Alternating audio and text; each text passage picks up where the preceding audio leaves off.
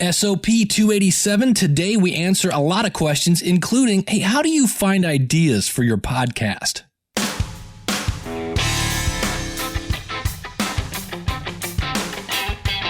It's the School of Podcasting's morning announcements. Here's Dave Jackson.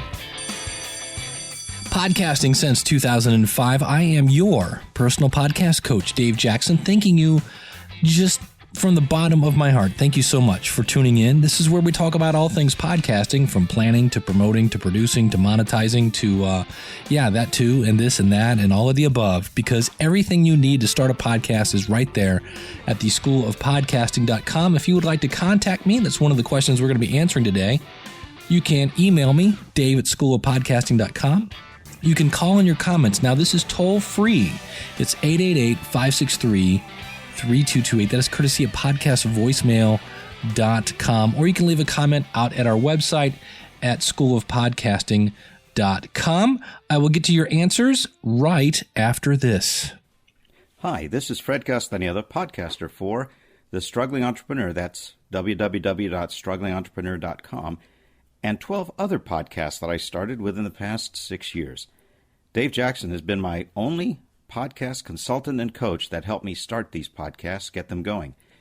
He helped me physically to get 4 to 5 of these podcasts up and running. Not only did he help me with the setting up of my WordPress blog, also getting the graphics, also dealing with the hosting companies, getting them uploaded and getting the content squared away and putting them on iTunes and all that. But he also did technical support for me, solved problems when we had them, and more than anything else, gave me the valuable recommendations, suggestions, and comments for improving the podcast.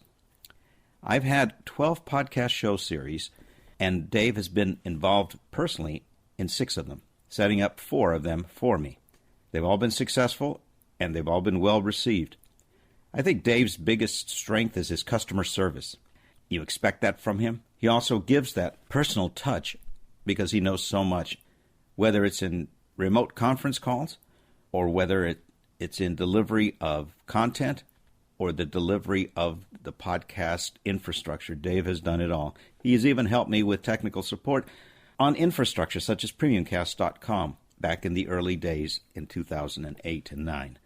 So anyway, thanks a lot, Dave. I think you're going to find a lot of people are going to be grateful to you for helping them get started. Do I recommend Dave Jackson as a podcast coach and consultant? Absolutely. I don't think you're going to find a better customer service-oriented individual than Dave Jackson. Thank you so much, Fred. Great, phenomenal. Number one, great American patriot, served his country in Vietnam, and just a great overall guy and huge passion for podcasting. So let's, the question today, I went to I have an email list. If you go out to the schoolofpodcasting.com, if you scroll down a bit, you'll see a link that says free podcasting tips, where you get notified every time I put out an episode and things of that nature. But on occasion, I will actually do the opposite. I will go to that list and say, hey, does anybody know the answer to this? And so it was probably Wednesday or Thursday, and I thought, I have no idea what I'm going to talk about this week on the show. So I sent out an email. And it basically answers this question. I got this from, I'm going to say, Aisha Wells. She says, I asked, the question I asked was, what would you like to hear about on this week's show? So she said, where to find inspiration and resources for podcast topics. In order to keep podcasting for a long period of time, I also would like to know about ways to have users pay to subscribe to podcasts. Well, I sent her over to morepodcastmoney.com, which is a podcast I do that is strictly about how to monetize your podcast. She says you may have covered these topics. It's been a while since I've listened, but I'm glad that she is back. So here's the thing. In this case, I asked my audience. Because I was like, well, I could talk about how the BBC just went over 1 billion downloads. That's really cool. And it's great to show that podcasting, again, is growing and it's exciting and it shows that it's global. But does it really do anything for you? And I thought, So I just asked my audience, what do you want to hear? And that's one advantage of having an email list is that you can actually contact people without sending them out over a podcast. So how do you keep up on stuff? The biggest one, I use Google Reader. If you go to reader.google.com, and I go to people's blogs, and if I find a blog that has the topic about this podcast, I take their RSS and I throw it into my Google Reader. And every morning I wake up, and instead of reading the newspaper, I fire up Google Reader, and then all of these websites that I would normally have to go visit manually now go to me, and I can see the items. And if I like the item, I then add a tag, and that tag is the name of whatever podcast I'm going to talk about it in. Then when it comes time to do the podcast, I simply go over, click on the tags, and there are those blog posts. I go over and in some cases reread them and decide, is this really good enough for the show or not? And that is that. So that's one way. Another way is Google Alerts. You can put in a phrase maybe, or whatever your topic is. Sometimes it helps to put it in quotation marks and have that sent to you via email. I also believe, if I remember right, I've mentioned this before, when you do a Google alert, you have the ability to, again, receive that information, those alerts, via an RSS feed, which again would go into Google Reader. I would read magazines. I like Website Magazine. If you go to schoolofpodcasting.com/website mag, we'll make that. That will take you over there. It's a free program. It's a free magazine that has all sorts of things about search engine optimization. It has things about affiliate marketing. It has tools, WordPress, all sorts of stuff. Go over to schoolofpodcasting.com/website mag, because that's an affiliate link, and it's free, and you can actually have it delivered right to your house for free, or you can actually choose to have it downloaded. You can get it as a digital file as well. So whatever your topics are, get those magazines, get those websites, listen to other podcasts on your topic. And you're like, what, do you steal information? No, but sometimes it will give you an idea of, I never thought of that. And, might steer you in a way, I've never thought of interviewing somebody like that, and then find a different resource, things like that.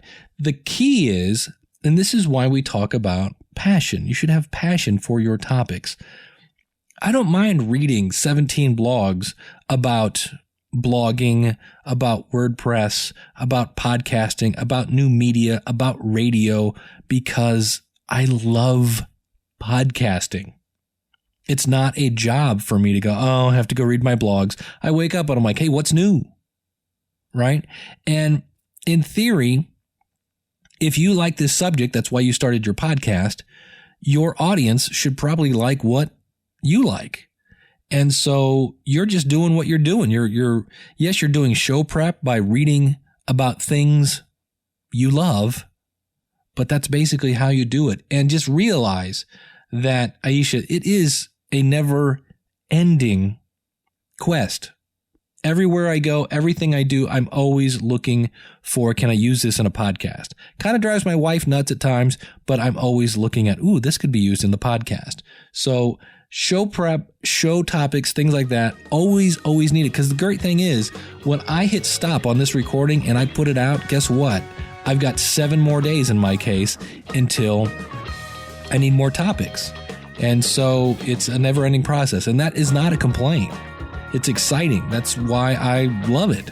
And that's why all my podcasts that I have that same passion for. So thank you very much for responding to my email.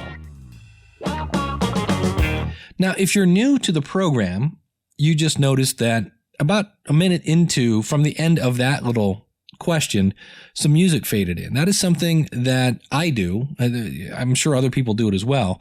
And that is simply, I use music as a transition. Why? Because I may be talking about, do I want to have one podcast with multiple topics, or do I want to have multiple podcasts with many topics?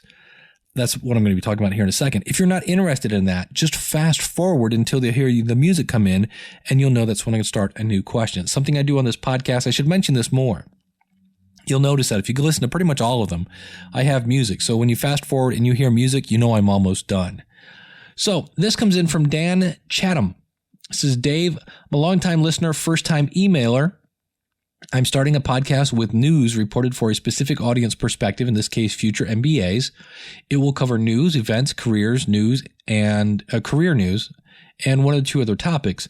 I'm confused about whether I should create a separate feed for each topic and theme, or have a single feed with each different topic, but with higher volume. So what he's talking about, do I have 4 podcasts, one that talks about, let's just use food, because I'm not an MBA. Let's say there was, protein, carbs, fat, and, fruit and vegetables. Fruit, vegetables, protein, and dessert. Right? So I could have 4 different podcasts. One that's just all about desserts, one that's all about protein, one that's about vegetables, and one that's about fruit. Well, that is, number one, 4 times as many RSS feeds, 4 times as iTunes listings. Not a huge deal. Just means it's going to take longer to set it up. You're going to need 4 pieces of album art, et cetera, et cetera, et cetera. Now, the other thing to keep in mind is, what if there's nothing about vegetables this week? We just talked about different ways you can use Google Alerts, you can use RSS feeds from other blogs, but what if there's just nothing going on about vegetables that week? Ugh. Whereas what you can do is take those 4 subjects, and in reality, you could do a podcast about food, in my example, and do the same thing that I do. If you just use transition music and let people know that, hey, if you don't care about protein, just fast forward. I'm going to be talking about vegetables in a second. And then if you get somebody that says, hey, I really hate the stuff about protein, about fruits, about whatever, I just want a vegetable podcast, then maybe think about it. But if you started out by that, then you can kind of have it all there in one spot. And again, in theory, if you're interested in those 4 topics, then chances are your audience is going to be 2. Now, if you wanted to have separate podcasts for each one of those, it's very easy. Just simply set up a different category in WordPress. And here we're going to talk with some geek speak. And if you need help with this, you can always hire me as a consultant. But you just simply set up a category. And so your RSS feed for that would be your website, whatever.com / the name. I think, is it category? I think it's category / the name of the category / feed. That's your RSS feed. Throw that into FeedBurner, throw some album art on it, and it's the way to go. So you can simply make a new RSS feed by having, when you create a category, each category will have its own RSS feed. It makes it super easy. So it's not hard. It's just a little more setup time. So Dan, thank you very much. And all these questions, by the way, I've answered all these via email. So thank you very much, Dan. And good luck. If you need help with that podcast, feel free to sign up to the School of Podcasting or go over there and hire me as a consultant.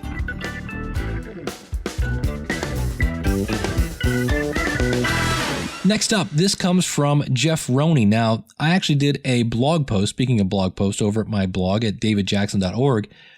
Jeff Roney is doing a podcast. I called this about, Mom always says never to play in traffic. And basically, Jeff is playing in traffic. He says, I just put out a blog post. He's doing a podcast called about the television show Once Upon a Time. And he actually ended up in the new and noteworthy section in iTunes. And the reason I point this out is Jeff is not on a network. He's not, there's nothing for lack of Jeff. You know what I'm saying here when I say there's nothing special about Jeff. He's just a dude like you and me and her, right? So, and he got in new and noteworthy. So it's an interesting concept. What I mean by playing in traffic is you find something that's already popular. So in this case, and I don't watch this TV show. I don't watch TV pretty much, period. But Once Upon a Time is a kind of from the same people that did Lost. Well, Lost was a huge television show that he had a very loyal audience. So Jeff likes it, likes the TV show, started a podcast about it. So did Daniel Lewis of the Audacity to Podcast. I believe that's the same show. And so you play in traffic. I do one. I do a podcast about Jillian Michaels at JillianMichaelsPodcast.com. Why? Because I get thousands of downloads. Why? Because she's already popular. Something to think about if you're looking for a topic. And if you happen to like a topic that's already popular, do a podcast about it. So here's Jeff's question now that I've explained to you who he is. It says, my wife and podcast, the Once Upon a Time fan podcast, which you can find, by the way, at onceuponatimepodcast.com, is growing to something I've never thought possible. I've always wanted to take a podcast beyond the U.S. to fans in other countries, which is one of the great things, of course, about podcasting, is it is a global audience. Jeff says we are seeing a bit of that now, but I wanted to make a list of all the ways that people from other countries to leave ways. How can they contact us via audio feedback?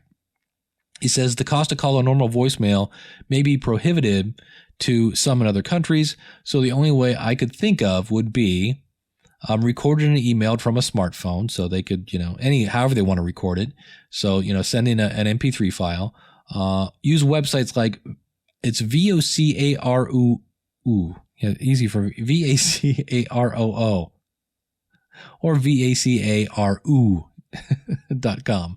VACAROO.com. The listener would have to have a mic and headphones. Never heard of that website. I'll have to check it out.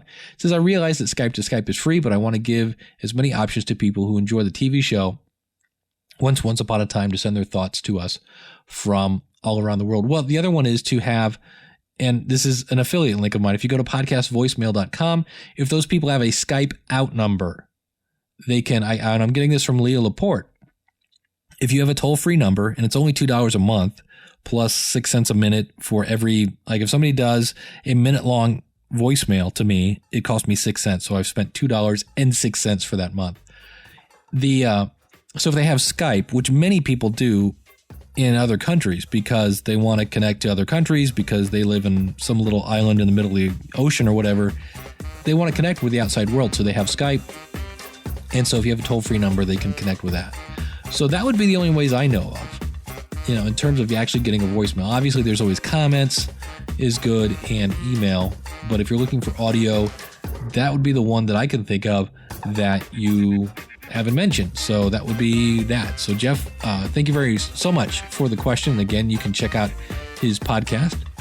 Once New and Notable, don't know if it still is, again, at Once Upon a Time Podcast.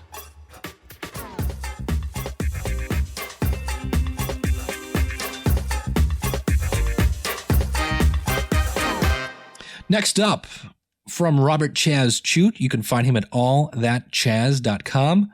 Great podcast. He does self-help for stoners. And before you go thinking he's a stoner, he goes, look, he's an author. And here's one of the great things about podcasting. I keep talking about Robert, and he's like, hey, thanks for the shout out. So Robert, you don't have to say thanks for the shout out. I know you appreciate it. I deeply, but one of the great things about podcasting is you do meet great people. And, I'm helping Robert with his podcast, and he's helping me get my book into Amazon.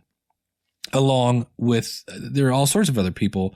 Peggy Decay is another author helper that I've helped her with things, and I've helped her with a podcast. So there are plenty of ways. It's another way that you can benefit from podcasting is you may meet people who have skills that you wish you had. And if you're a podcaster, they may want to know how to podcast. And if you don't tell them, go to theschoolofpodcasting.com. I won't hate you because you might be able to just help them right there and you could swap information.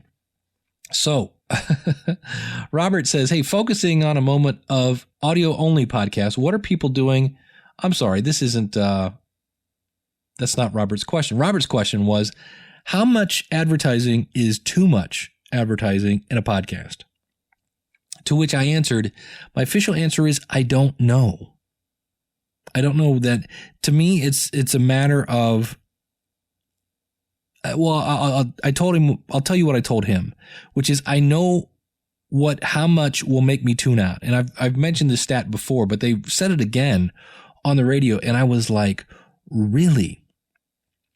And that was, there's the Drive Home guy, afternoon drive time radio in Cleveland, #1 station. It's an AM radio station. Guy talks about local Cleveland stuff. He's this big, rather large Italian guy named Mike Trivisano. And I like Mike Trivisano, but over the years, they have added more and more and more advertising. And if they're not advertising, and this is the one I never get with radio, they will run a commercial about the show you're listening to on the show you're listening to. So I'll be listening to the Mike Trivisano show, and they'll spend a minute or 2 minutes singing about Mike Trivisano. And I'm like, yeah, that's who I'm listening to. Can we actually listen to Mike now? No, they're going to play the jingle. Mike Trivisano. Seriously, how about, can Mike talk now? No, we're going to play the jingle again. Mike seriously, drives me nuts. So, getting to the point, the Mike Trivisano show admitted that in a half hour, they play 16 minutes of content. 16 minutes per 30. That means the other 14 minutes on the drive time, number one rated show in Cleveland, Ohio, is 14 minutes of commercials. And that's not counting the jingle. Now, if I do the math on that, and I say 14 minutes of commercial divided by 30 minutes is 47%. So if you do a 12-minute podcast, and you times that by 0.47, right? Is that how that works? That would be 5 minutes of commercials, which is scary to even think about. So that, and the other thing is I've noticed, since we're talking about advertising here, I've noticed anybody that is doing like the Smodcast Network, anybody that is running advertising, if you really want people to hear it, you got to throw it at the beginning. And that's where, if we go to YouTube, think about that. YouTube has 15 seconds. If you go to any kind of video site, it apparently Americans or viewers can stomach 15 seconds. I do notice that they have the ability in some cases to skip after 5. So somewhere between 5 and 15 seconds. Make it quick. And then if you want to mention it later, you could, but at least at the beginning, 15 seconds sounds like, and again, this is what I'm basing this on. Just, it's that kind of a thought. 15 seconds at the beginning, I think most people would tolerate. So thank you very much, Robert. Again, you can find him at allthatchaz.com. Very funny man. All right, this question comes from Reed Bellis. Says, focusing for a moment on audio-only podcasts, what are people doing to market their services in a professional manner? How are professional podcasters gaining traction in today's market? Well, number one, some people do this, which is what I'm doing right now. You simply answer questions. You can, because you're either going to laugh. People, go do yourself a favor. The next time you're being entertained by some sort of media, be it TV, be it radio, be it a movie, be it a newspaper, book, magazine, and when you're done and you enjoyed that experience, ask yourself, why did I enjoy that experience? And when I've done this to myself, I have found that it either made me laugh, it made me cry, it made me think, it made me groan, or just entertained me, which in my book means it just made me kind of drift off into La La Land and, or it educated me. So if your topics can do that, that would be, that's what people are doing to grow their audience. It's called good content. Great content is the number one key to growing your audience, because people will be like, oh, really? Did you hear that? Yeah, I heard that on a podcast. What podcast? Oh, it was on the noagendashow.com. Really? Wow, I'll have to check that out. Because it develops word of mouth. So an example that I always use is the Whirlpool, the people that make washer and dryers. They did a podcast, and it wasn't about washers and dryers, because that would be called a commercial. We just talked about how, you should have more than whatever it was, 43% of your, that's like the absolute make people want to vomit level of advertising. So that would be bad. So what did they do? They made a podcast for their target audience. Their target audience were families. And what are their biggest hurdles? Well, getting your kids to brush their teeth longer, dealing with bedwetting, which would also, again, spur laundry, things of that nature. But issues around family, things of that nature. What is your audience hurting? What hurts your audience? Is there something that you can do to help with that pain? And if so, and here's the weird thing, give it to them for free. And you will be seen as a friend, a confidant, someone who is reliable because you put out your podcast on a consistent basis. And it's the law of reciprocity, meaning people will do good things for you because you've done good things for them, in a nutshell.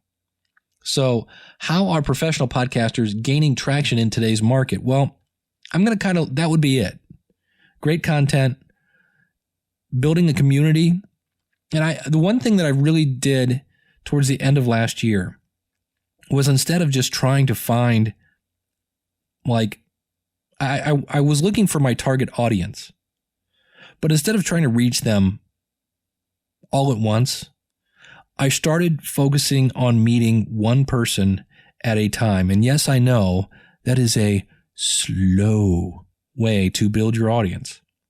And this is via Twitter. I'd meet people and things like that. I would answer emails.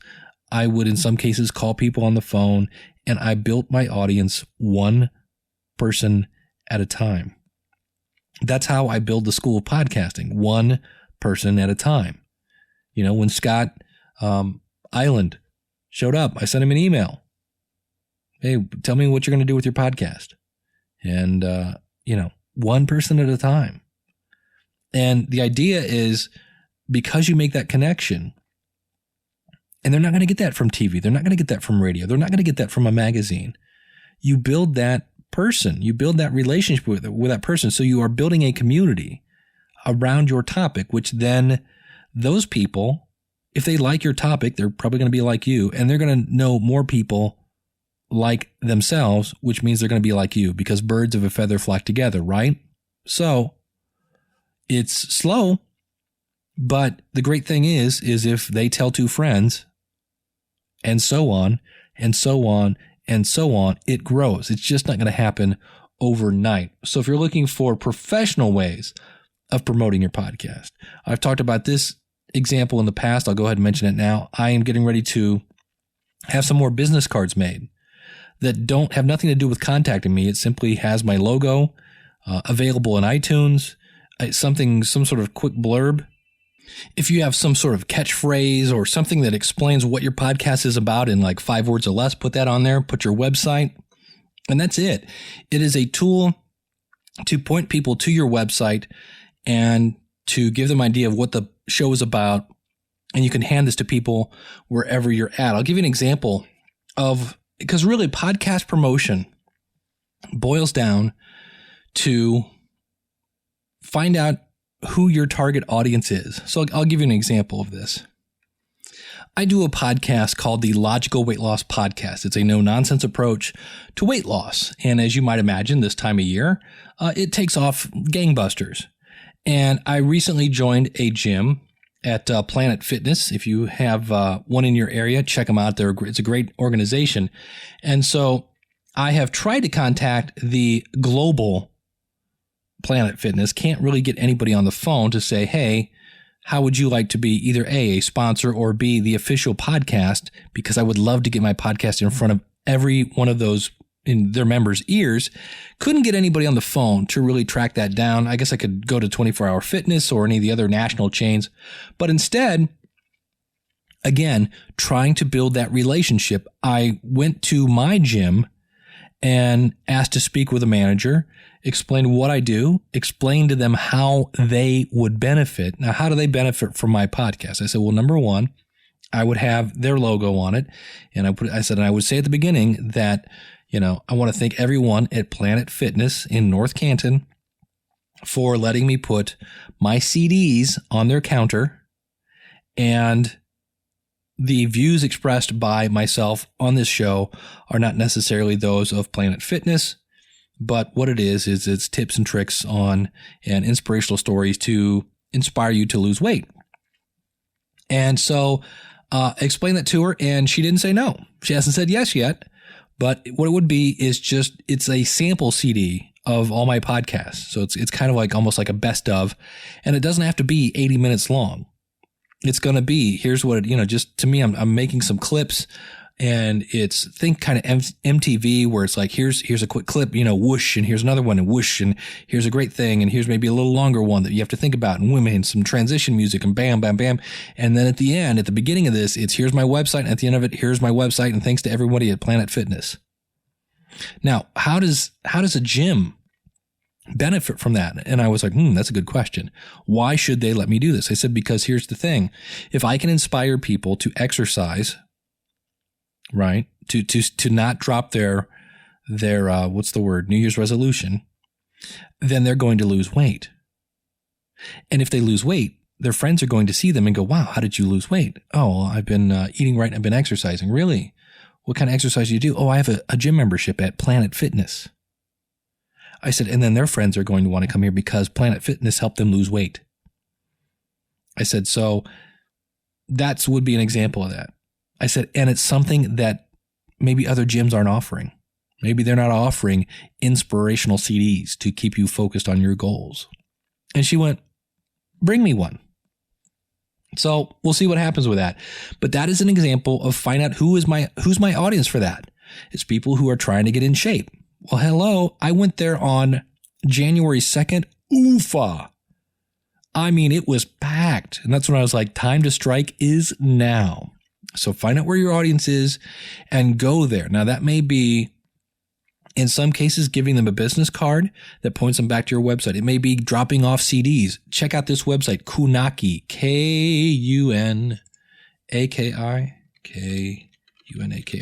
You can get professionally made CDs for $1. They're nothing fancy schmancy, but they're $1. And you don't have to go through the hassle of burning your CDs. I know this because my band, I'm a musician, and we used to make our own CDs, and it would take forever, and they looked And I even have the CDs that you can actually print directly on the CD. We quit doing it because the time. You can always pay for things either in time or in money. And for us, $1 a CD that comes shrink wrapped with a full color graphics on the CD and on the little board, which again could point people to your website. Very cool way to make demo CDs. So that would be just off the top of my head. But all podcast promotion, no matter what it is, boils down to find out where your target audience is, go there and tell them about your podcast. And if you can't go there, leave a CD, leave a card so they can find it later.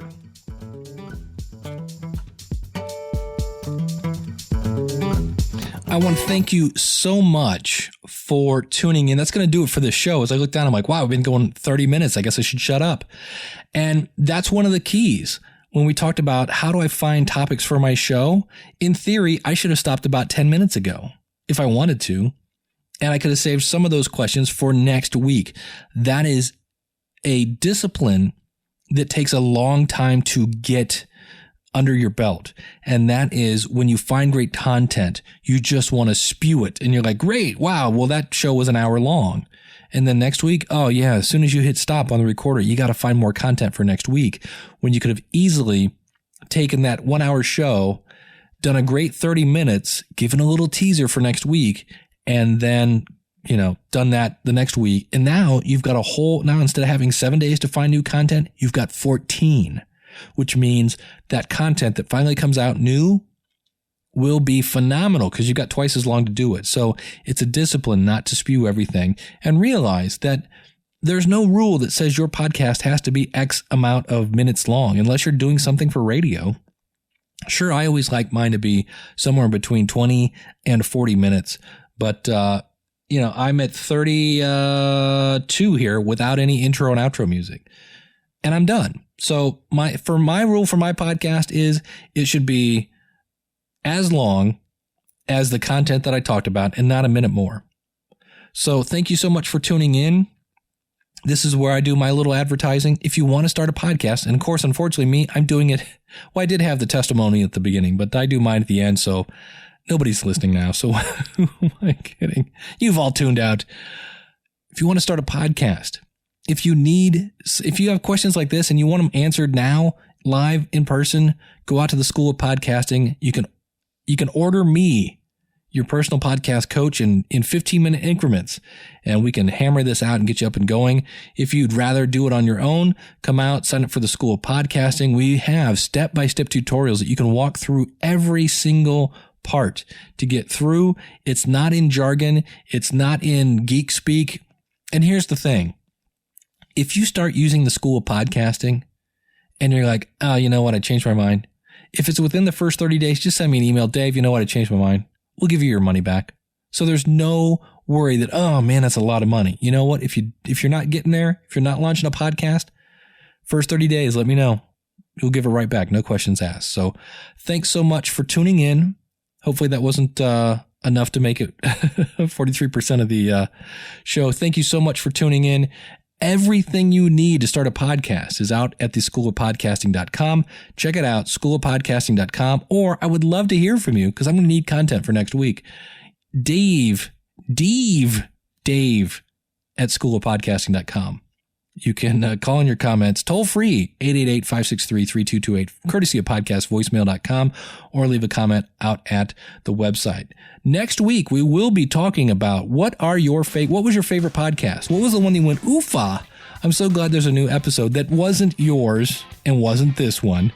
I want to know what that is because I've got some answers to that already, and that'll be kind of our last 5 and 5. So talk to you next week. Until then, class is dismissed. I'll see you on the inside. Don't be tardy. God bless everybody.